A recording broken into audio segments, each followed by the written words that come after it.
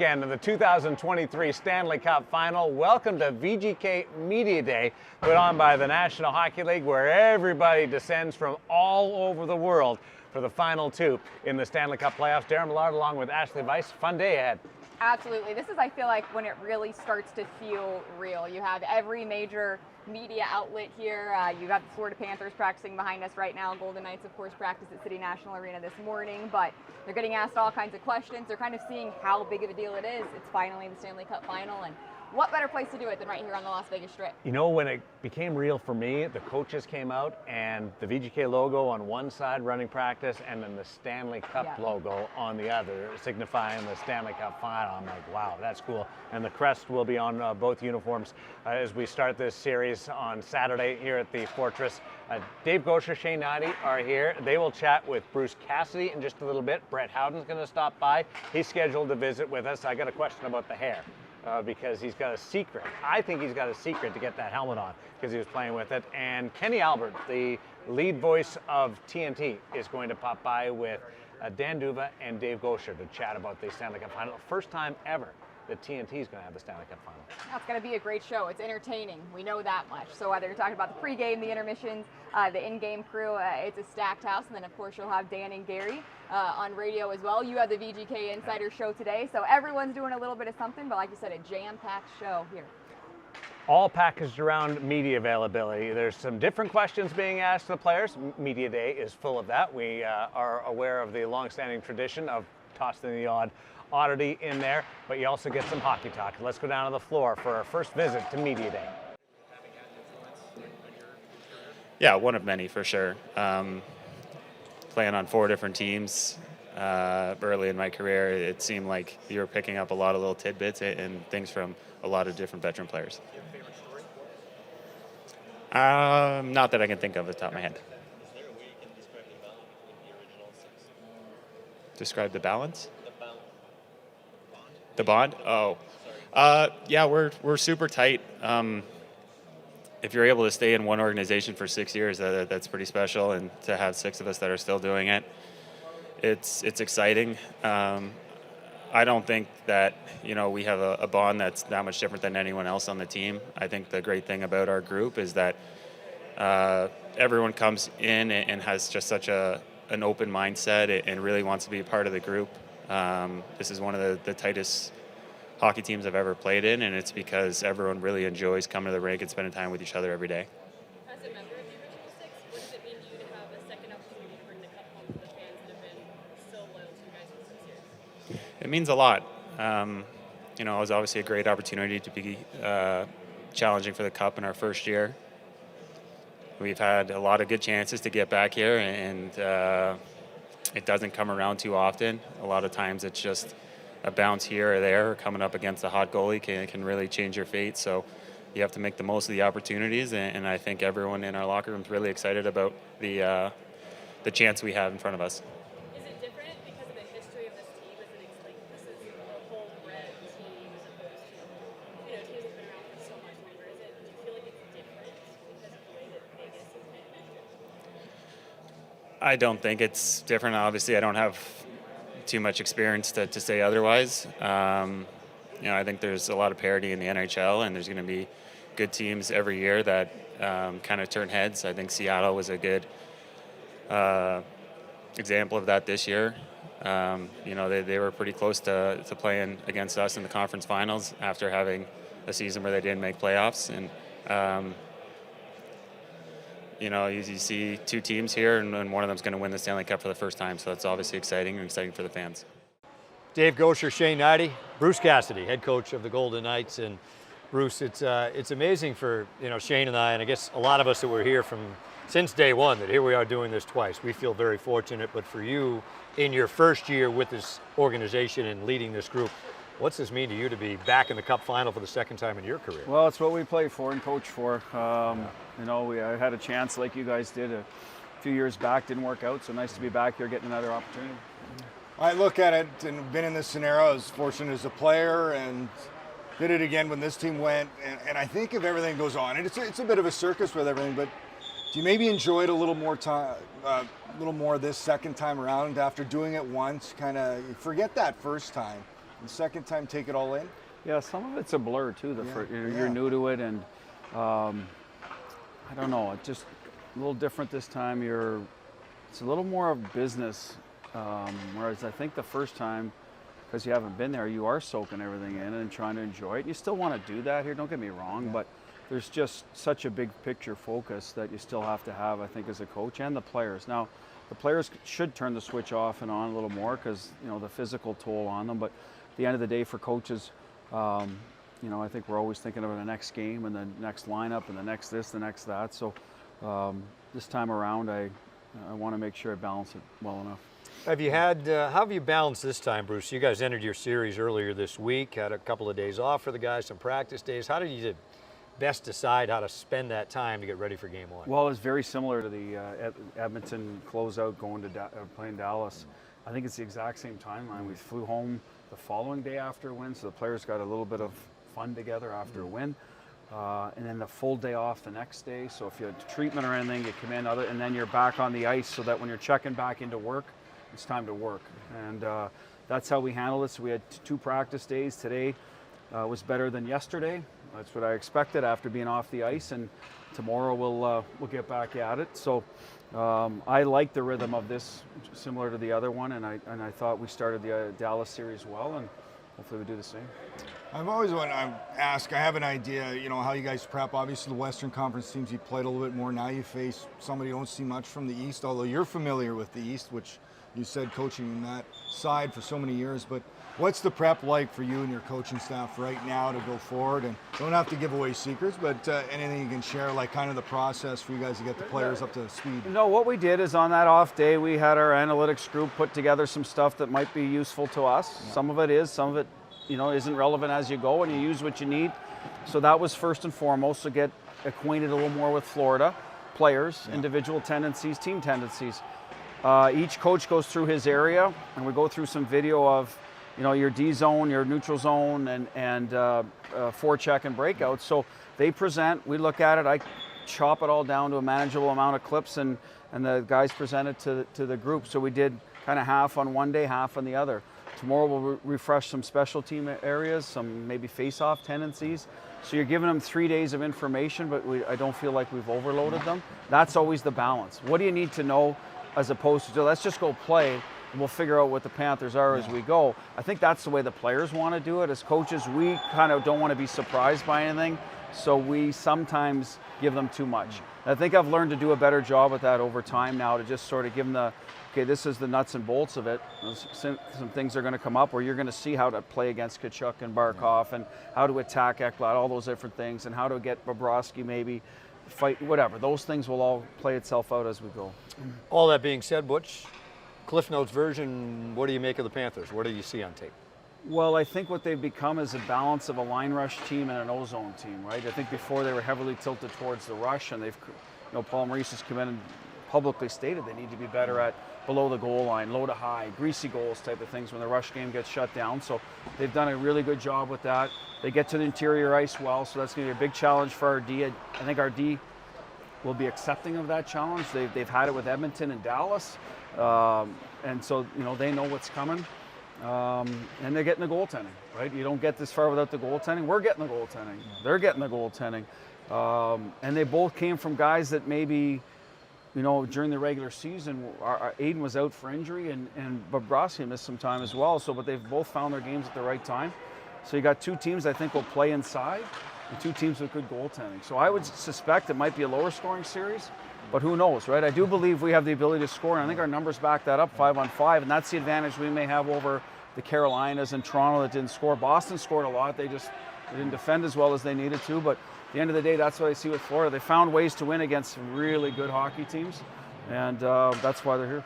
Does it give you a little bit of extra confidence? Or maybe you washed away the last series, but you said it.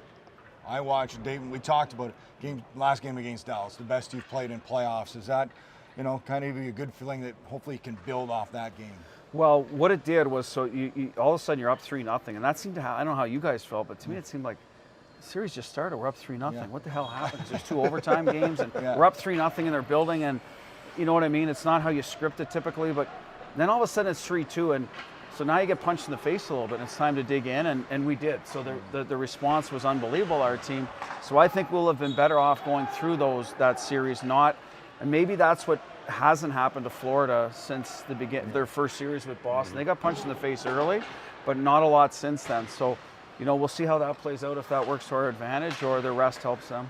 Shane mentioned ESPN was in the locker room with you before the game and your speech. Could you kind of just, it was to the point of kind of challenging these guys, hey, this is how we're going to approach this game tonight? Well, we actually had a meeting the night before, and I don't want to get into all of it. But we did talk about the significance of the moment and about player legacies sometimes. And, this team has been close, but not quite there, and especially the original guys. So do we want to, we need to correct that, and what are we going to do to correct that? What does it mean to you? And I think they showed the next day on the ice. So before the game was just a few reminders about, hey, you outplay the guy across from you. We're not chasing matchups. We're all capable here, and let's get after it and get to our game in a hurry. And they did. They did, and you saw what it looks like when we're at our best. I mean, that was really probably our best hockey all year, and we picked a good time to do it. And you mentioned the guys who've been here from the start. Guys like Will Carey, Carlson, Marchessault, well, just naming them because they had an impact on it. Carey early, and then what William Karlsson and Marchessault have done, they just seem to be there all the time.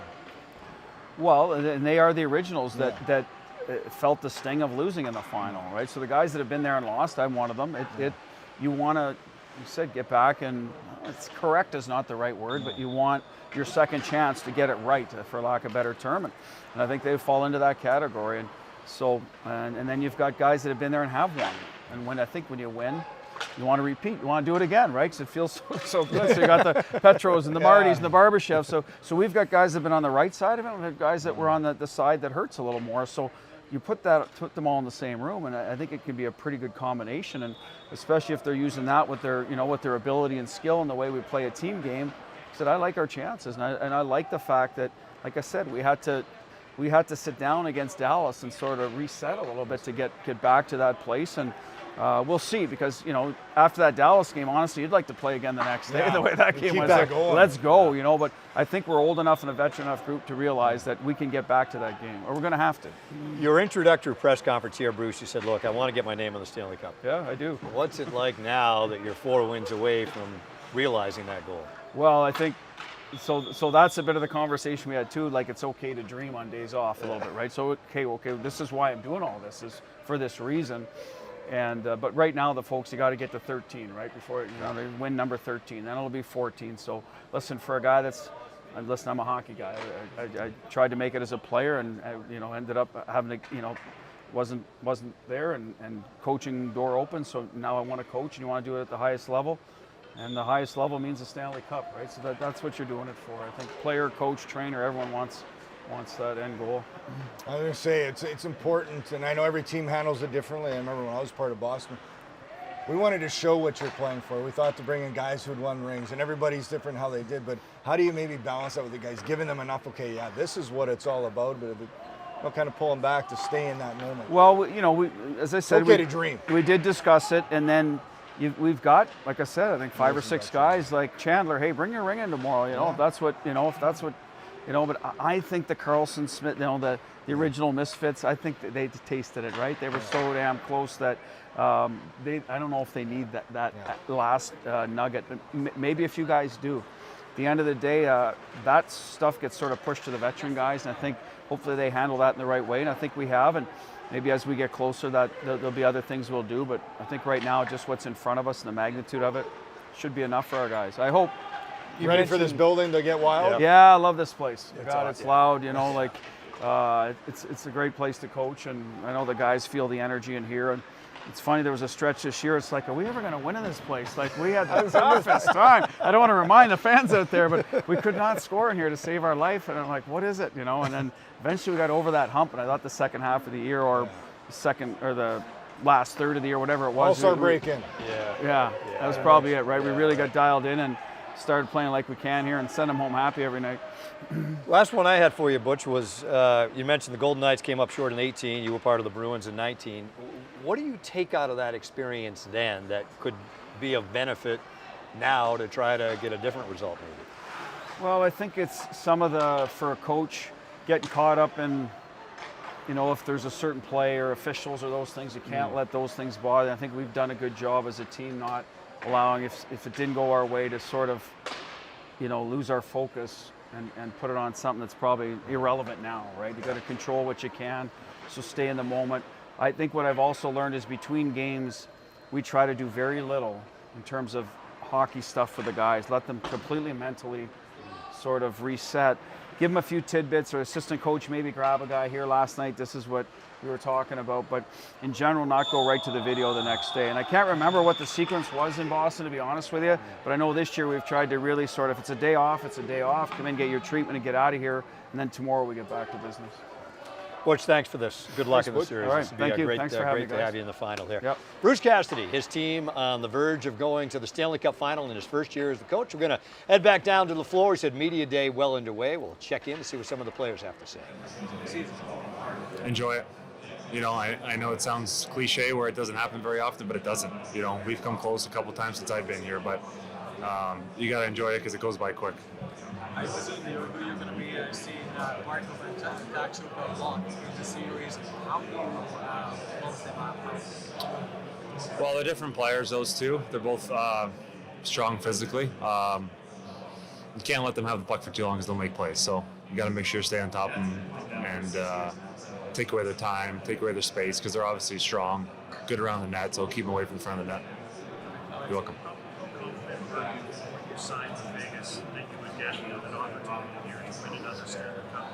Well, when you're trying to decide what you're going to do, those decisions play into it, right? I like being on good teams, and I wanted to win again. So I sat down with Kelly and George and Bill and asked them what their vision was and where they thought the team was and where they were going to go. And I felt like we definitely saw things the same way, and that certainly helped in my decision. The team already had success, and I felt like I could, help even more.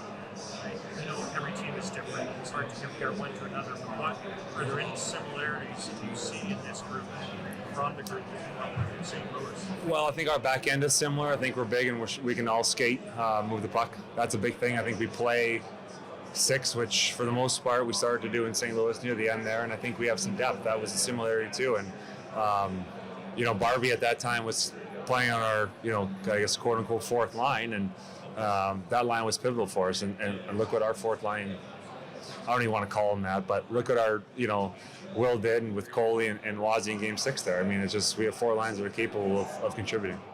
Back here, Media Day continues at T-Mobile Arena. Dave Gosher, Dan Duva, with Kenny Albert, a rose between two thorns. The voice of the NHL, of course, for TNT. Kenny, thanks for the time. We appreciate it as always. You've covered a lot of big events in your lengthy broadcast career. Stanley Cup Final, I gotta imagine, is right up there. There's not much like it. Well, it's great to be here with you guys, first of all, and I was here doing radio in 2018. Feels like yesterday. Stanley Cup Final during the Golden Knights' inaugural season, but really looking forward to it. Had the opportunity to work the Cup on NBC in 2021 between Tampa Bay and Montreal. A bit of a different situation. It was still during the pandemic, so we had a quarantine in each city. The buildings weren't full. Still a great experience, obviously, but could not be more excited than to be here with Eddie Olczyk and Keith Jones and Jackie Redmond, Darren Pang. Our entire pregame crew is on hand as well, so it should be a lot of fun. So it's 1990, Baltimore Skipjacks, first year in the American Hockey League. And fast forward all these years later, you got a Stanley Cup Final between the Vegas Golden Knights and the Florida Panthers. Even then, Panthers were 3 years away from existence. What would a 22-year-old Kenny Albert thought of broadcasting the Cup Final between teams that were far off in the future? There were only 21 teams in the league in 1990. Right. You mean the Baltimore Skipjacks aren't playing in this final? No, sorry. They're playing for the Calder Cup. Well, Relegated. October of 1990, first game in Hershey, Pennsylvania. And at that level, as you guys know, because you were both there in the American Hockey League, we all acted as our own engineer. So game 1 is in Hershey, the old Hershey Park Arena. Small, intimate booth right in the middle of the crowd. I had a color analyst, Gino Briaco, who had coached the Penguins the year before. He was living in Baltimore, volunteered to be my analyst on a number of games. So we're up in Hershey, and I set up the equipment, and we plug it into a phone jack on the floor. And in the middle of the second period, I get a note handed to me from the press box below.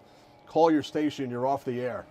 One of us, either Gene or myself, had knocked out the phone jack, and we were off the air at that point. So I wasn't sure I was making it past game one, let alone Stanley Cup Final 33 years later. But it's hard to believe it's that long ago. But again, couldn't be more excited about being here. It's a great crew that I get to work with. We're losing Keith Jones, who takes over as president of hockey operations with the Flyers. But we've had a great first 2 years.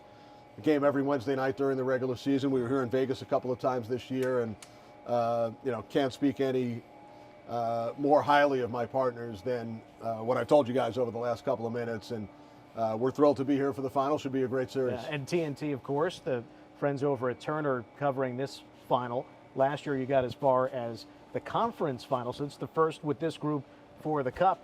But it's not your first Stanley Cup final. How many now are you up to? Well, including radio, it's 10. 7 on national radio, 1 on local radio in New York, and this will be the second on the TV side. And the great thing about having the entire pre-post intermission crew here with us, it's Liam McHugh, Wayne Gretzky, Henrik Lundqvist, Paul Bissonnette, and Anson Carter. Last year they traveled with us in the conference final, and it was Rick Tocchet last year, Henrik Lundqvist this year.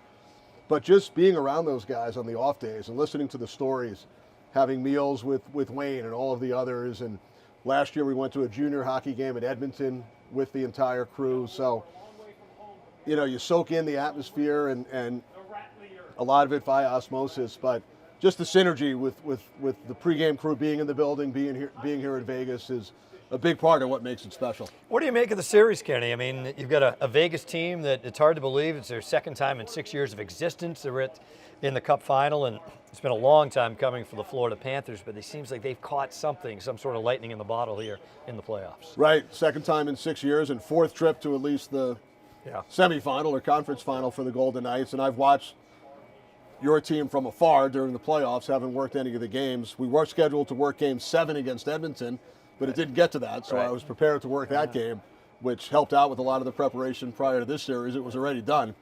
But, you just have to be impressed from George McPhee, Kelly McCrimmon, right on down to the first-year head coach Bruce Cassidy, and doing it with yet another goaltender. Again, 5 goalies this year, just like the first year. You just plug in, whether it's Marc-Andre Fleury, Robin Leonard, now Aiden Hill, and he's done a terrific job. And when you look at the group of defensemen, has to be among the best in the league. And then, the forward line's right on down to the fourth line, which was outstanding in Game 6 against Dallas. And then our crew worked the Florida-Carolina series, so we saw firsthand what Matthew Tkachuk and Sergei Bobrovsky and the entire Panthers club was able to do.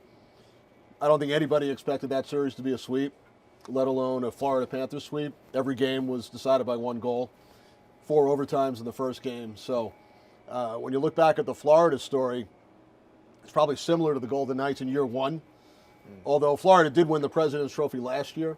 But during the regular season this year, up and down, only in a playoff spot 28% of the time, 9 points out in December, somewhat reminiscent of the St. Louis Blues back in 2019 with Alex Pietrangelo and Ivan Barbashev and what they went through, last in the league in January, make it all the way to the Cup Final and win a Game 7.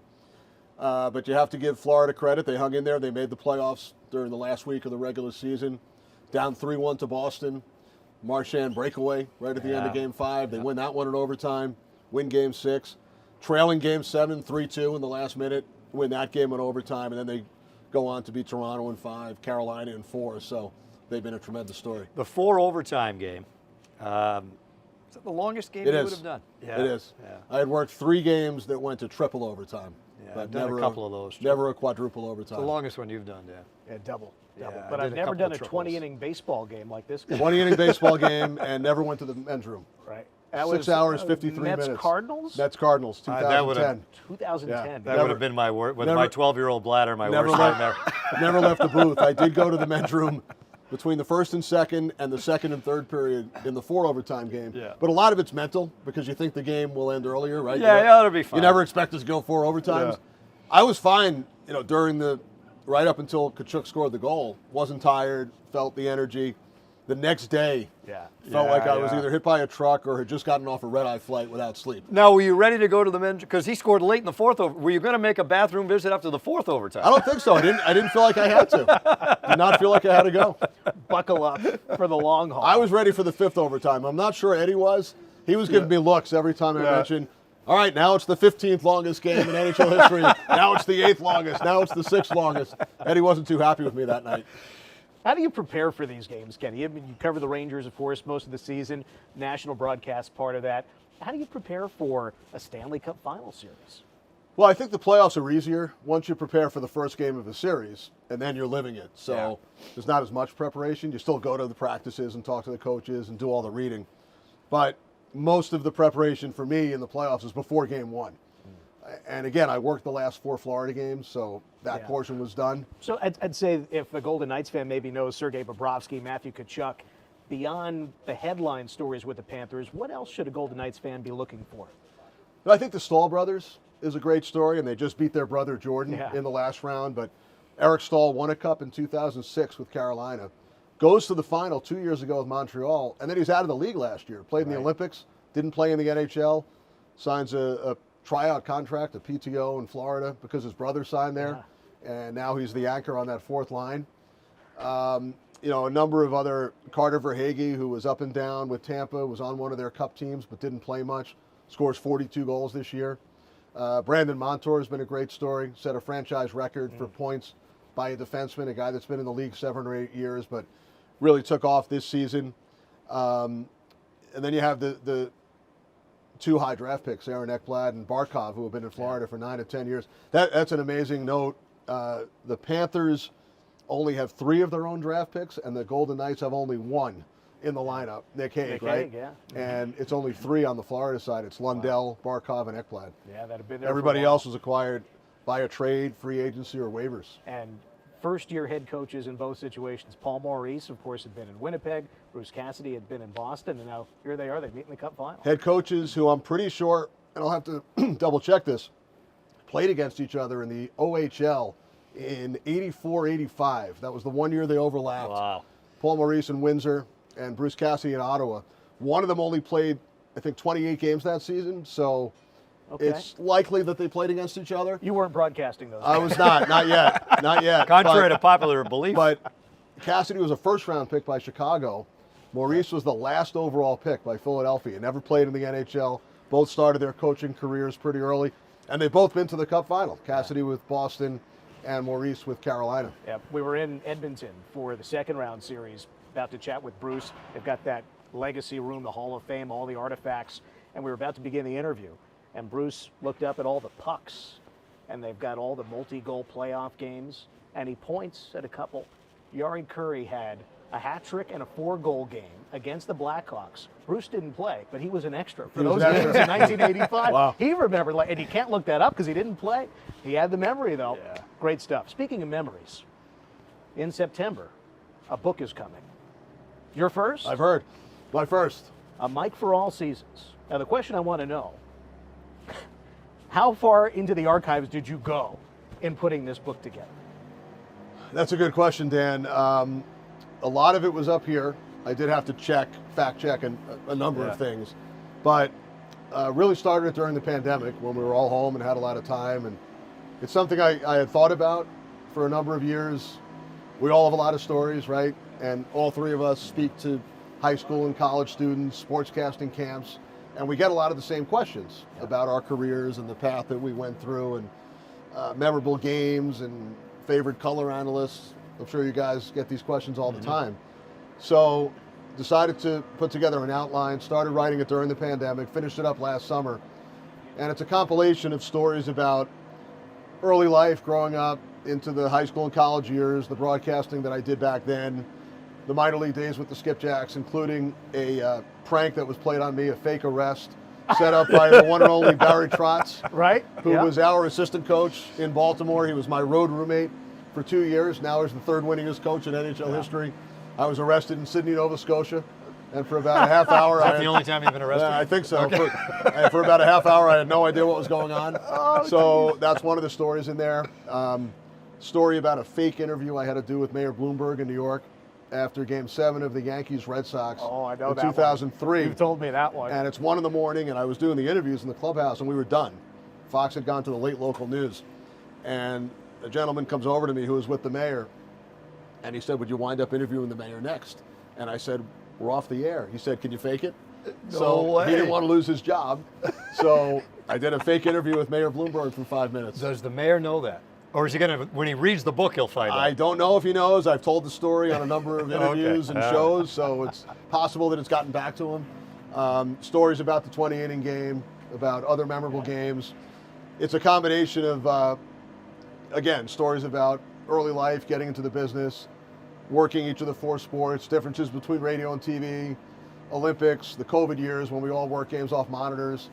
Travel tales, which I'm sure we all have a few of those. So, and I think the book also has some advice to those young broadcasters you mentioned, because I remember reading 2 of your dad's books. Marv Albert's Yes.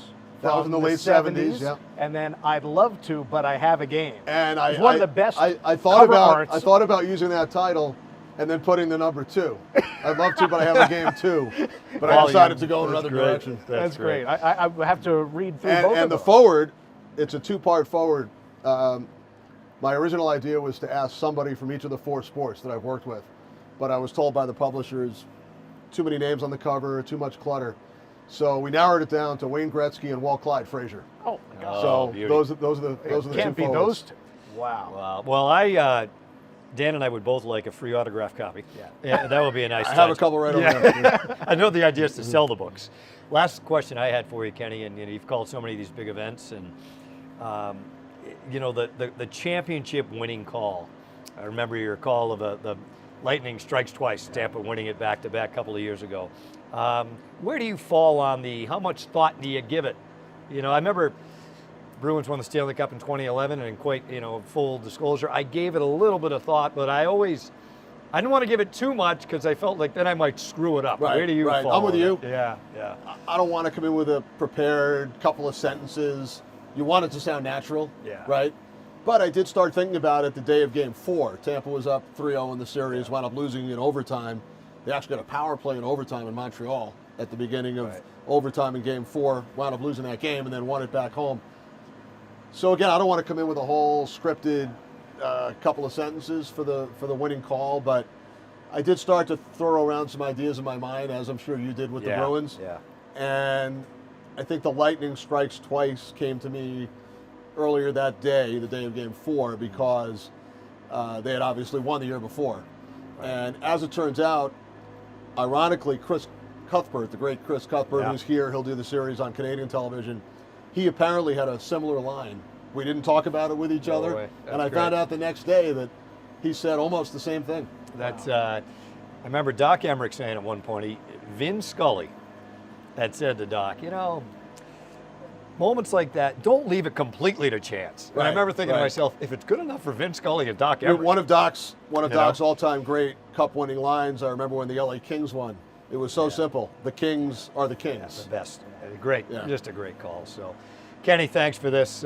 We know you've got more important things to do than hang out with us. I'm not so sure about that. But thanks for making the time. We appreciate it. Have a great call and have a blast. Thanks, Dave. Thanks, Dan. Thanks, Enjoy the final, and perhaps you'll both have the opportunity this series to have that call ready if the Golden Knights are about to potentially win the Cup. A lot of people are hoping so.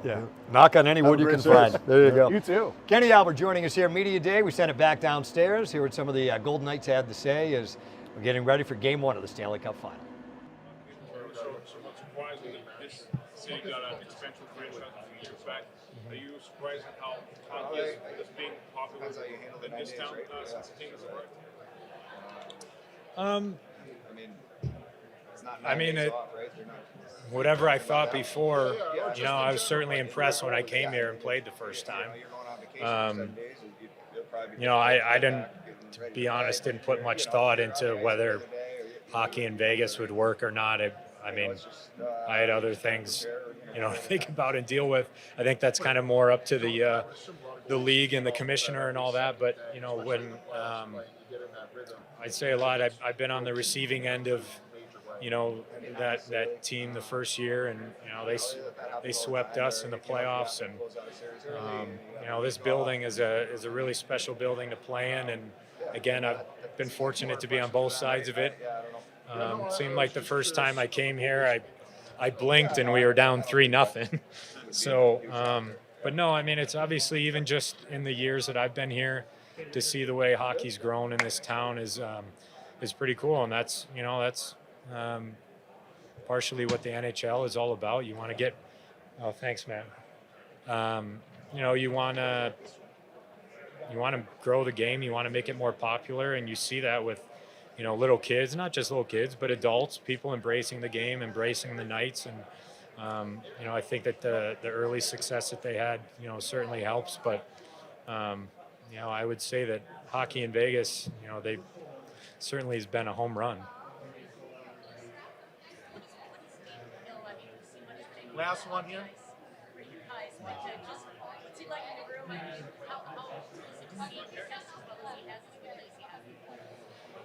Yeah, I said it before. You know, he's a great guy. You know, off the ice, you know, he puts in his work on the ice. You know, he did a lot to get healthy, you know, earlier in this year, and he was playing some really good hockey before he went out. And you know, it's not easy to step into a situation like that, and he's handled it with flying colors. I mean, again, someone asked me earlier, and it's, you know, I'm certainly happy for him and his success, but I don't think anyone in the room was surprised about it. I mean, we know what he's capable of, and it's pretty cool to see a guy to be put on a stage like this and him handling it the way he's been.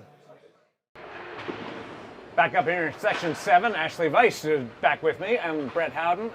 What's this been like for you, this entire run? And then we'll get into the specifics of the Stanley Cup Final. Yeah, it's been an amazing experience. This is my first time, obviously, in a deep playoff run, or playoffs at that matter. I played a little bit at the bubble, but yeah, it's been incredible. I just feel like the further we've gone along here, we've gotten closer as a team, and I feel like we've gotten better as well. I remember talking to you in Winnipeg. How long ago did that feel? Yeah, I know, that's crazy to think about. Just thinking about talking about with my family when we played them, it's like I think back about it, it feels like it was so long ago. Yeah. So. Does it feel real yet? Has it set in that you've made it to this point? Not really, no. Just to think that there's only 2 teams left, it doesn't really feel like that. So it's pretty wild.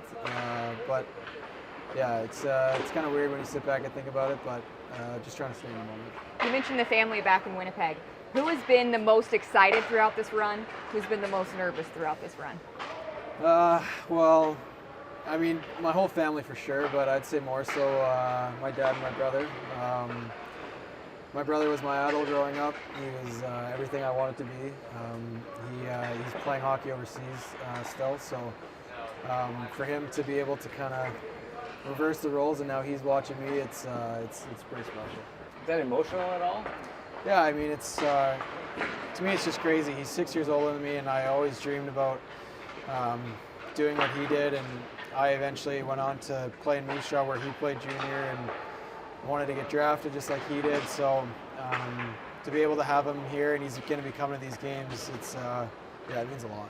How far back in your life have you talked to somebody that's reached out to you about, hey, through social media or whatever, somebody from grade 3, from grade 10, something like that? Yeah, I've had a lot of people reach out and show their support, which has been great. Yeah. I'm from a small town just outside of Winnipeg called Oakbank, and we've had the town's been amazing.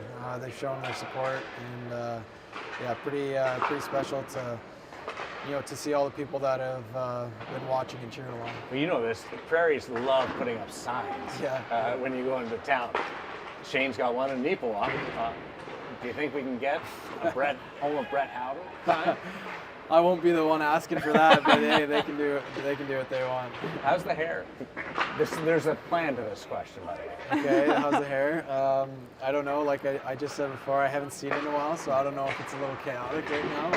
The reason why I ask is I was watching you practice about a week ago, and you were adjusting the helmet. Yeah. And I thought, is he adjusting his helmet because his hair keeps growing? And because you haven't got a cut through this, right? Yeah, no. It's been a while since I've gotten a cut. I think my wife is ready for it to be cut pretty soon, but I told her not anytime yet. So eventually it'll get cut, but yeah, it's been growing for a while. How much bigger is the helmet now? It's a little bit bigger. I have to keep wetting my hair before I go out there, so it kind of packs down. So. Along those same lines, the playoff beards, is this the most facial hair you've ever had? Yeah, I mean, I can't grow much, but it's definitely the most I've had. I usually keep it pretty short, but I've been getting some chirps for what I got growing on my face right now. What are they? It's there. Yeah, it's good. I mean, it's there, but it's quite interesting. Take yourself out of the equation then. Whose is the best and whose is the worst to this point? The best beard? Well, Petro's got a great one. Hamel's got a really nice beard. Yeah, a few guys got some good beards, but the worst? He hates chirping people. Yeah, it's always I'm tough. say You could do it. Listen, the person that doesn't chirp anybody is encouraging you to chirp. Well, I'd say probably myself or Whitey. Whitey he's probably got something similar to me, so yeah, I'd say us two. Good Manitoba boys. Good Manitoba boys. That's a bond too, but there's something special about your crew. There's something different about this crew. Am I wrong on that? No, you're right. I've actually said it pretty much all year. This is the closest team I've ever been on. We have a real special group here. Just the camaraderie we have in the room every day. It's always so much fun coming to the rink, and even during the hard times during the regular season when things aren't going great, we still find a way to make it fun. So yeah, it's been a great year, and hopefully we can finish it off. And you had to battle through this year when you were hurt and fell your back, and it took a little bit longer. Yeah. And you came back on that road trip, and it just seemed to let you relax a little bit. Yeah. It was frustrating for sure. At the start of the year, I was out definitely a lot longer than I thought I was going to be. So had a couple setbacks with that, but once I got back from that, I started to find my place again, and kind of been rolling since. So it's been great. You mentioned this group being different. Is there a moment in the season that you can kind of pinpoint, whether it's on or off the ice, that you realize what we have here is something special? I don't know if there's one moment. I think just coming in this year, everybody was familiar with each other. I mean, the year before, I was nervous coming in. I didn't really know anyone, but this year it's pretty much everyone the same, and a couple new guys, but. Just that first trip to Montana, we all get really close there, and then as the season gets going and goes on, the more road trips you go on, you just kind of get closer and closer. And then honestly, throughout these playoffs, I've found that we've gotten even closer, which I didn't know was going to be possible. So it's been really fun, and it's a real special group to be part of. Yeah, go ahead. I was going to say, do you remember the first Stanley Cup Final you ever watched or remember? I remember watching Calgary Flames versus Tampa Bay Lightning. I think that was. You think it was a goal? I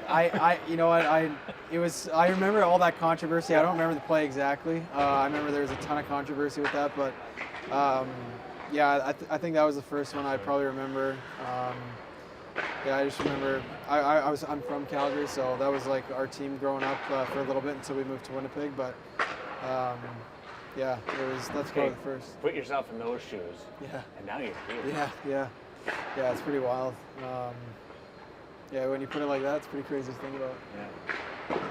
You mentioned how close the group is. The guy that you're very close with is Michael Amadio, and we were talking to Garrett Calloway, who runs a lot of our public relations.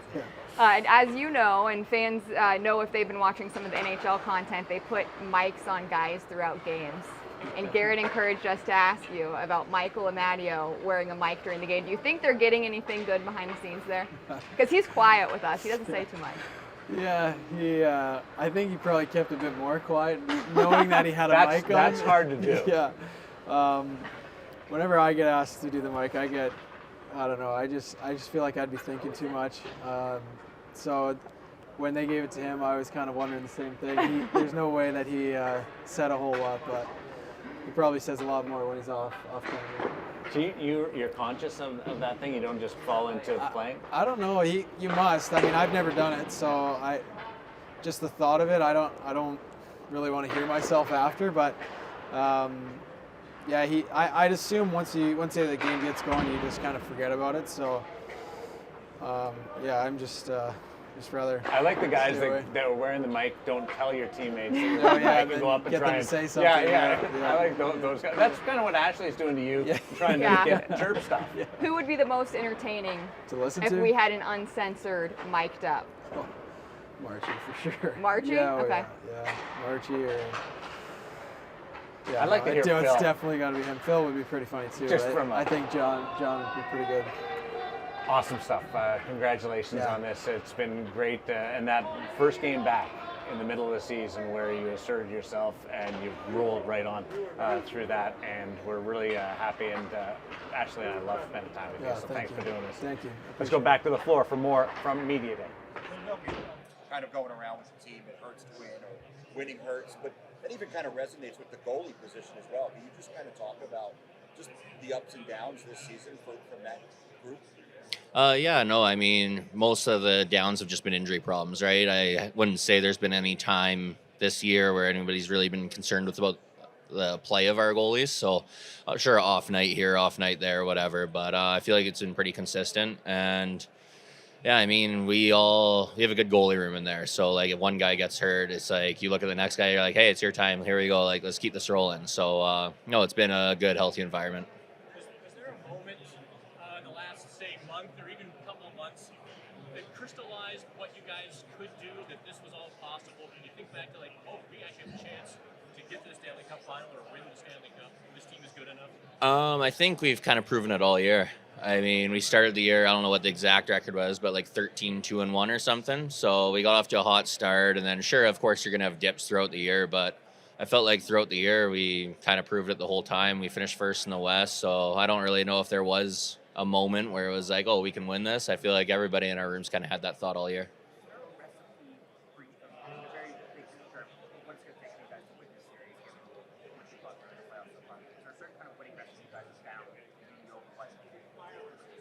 Yeah, I think it's just playing our game. I mean, no matter what team we play against in this league. I mean, Florida, obviously they're hot right now. They've knocked off 3 of the top 4 teams in the league to get here. So they're a good hockey team. But I think if we just focus on our game and I think we have a lot of depth in our lineup. So we just roll 4 lines, play our game. I don't think if we play our best, any team in this league can beat us. Got a chance to walk through the floor of media availability and Media Day, and it was really fun to see a huge crowd around Aiden Hill. There's a player who didn't start the Stanley Cup playoffs, and now he's the guy. Like, different stories like that evolve. Exactly. I think that's my personal favorite part of Media Day is watching players who we know so much about and we know how good they are, whether you're talking about on the ice or who they are as people, getting the national recognition. Aiden Hill, Brett Howden, Chandler Stevenson, we've seen that happen throughout the season, but we're seeing it here now as well. It's the best time of their lives for a lot of them. So, you're just happy for them. You realize it's the first Stanley Cup playoff run for Jack Eichel?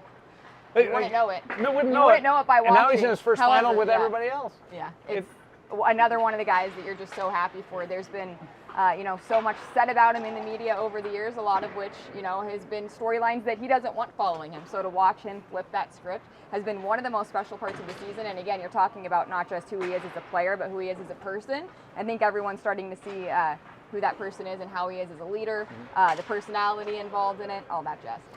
Talked to Brett Howden about how close this group is, and until this run, the tightest group I'd ever been around was the 2012-2014 Los Angeles Kings. And I thought it was so appropriate that Alec Martinez and Jonathan Quick were at their pod together. At the same table. A couple of Stanley Cup champions on the same teams, and now trying to do it again. That was neat. And you're around all-star games, you're at different events at the National Hockey League, and we get to see a lot of our friends that do other broadcasts and league media. But having them here on our turf and seeing them is cool, but just gives you a sense of pride. And it elevates that heart just pumping about what we're doing here in the Stanley Cup Final. You get to show off. It's Viva Las Vegas. It's, for many people, it's their favorite destination in the National Hockey League. We're lucky as well that, hopefully we're staying on the beach whenever we go to Florida. I don't think any media members are complaining about where the 2 destinations are. But yeah, an opportunity for it to all start here. There's no place like it. It's been a hot spot in the National Hockey League since year 1. Speaking of year 1, how about them being back in the final for the first time since? It's going to be fun. Somebody's going to win their first championship Florida back in the final for the first time since 1996 when my buddy Doug McLean was the head coach. And now the Vegas Golden Knights under Bruce Cassidy up against Paul Maurice. The coaches' press conferences in this series, must see. No kidding. 2 great ones. No kidding. Paul Maurice isn't afraid to throw some jokes in there. And Bruce Cassidy, we heard his pizza joke yesterday. And let's be honest, we've known since the beginning that anytime you sit in a Bruce Cassidy press conference, or if you're having a conversation, whatever it might be, it's basically a free hockey clinic. It's a hockey 101. You learn so much just from listening to him. Talk about a guy, again, that it's cool to see other media understand what it's like to chat with him every day. I think that's why there's 2 days between so many games, because the coaches' press conference. So many go answers. Long. Yeah. Thanks to Ashley Weiss, Dan Duva, Dave Gosher, Shane Noddy, all here today. Appreciate it, and to you as well. Enjoy the 2023 Stanley Cup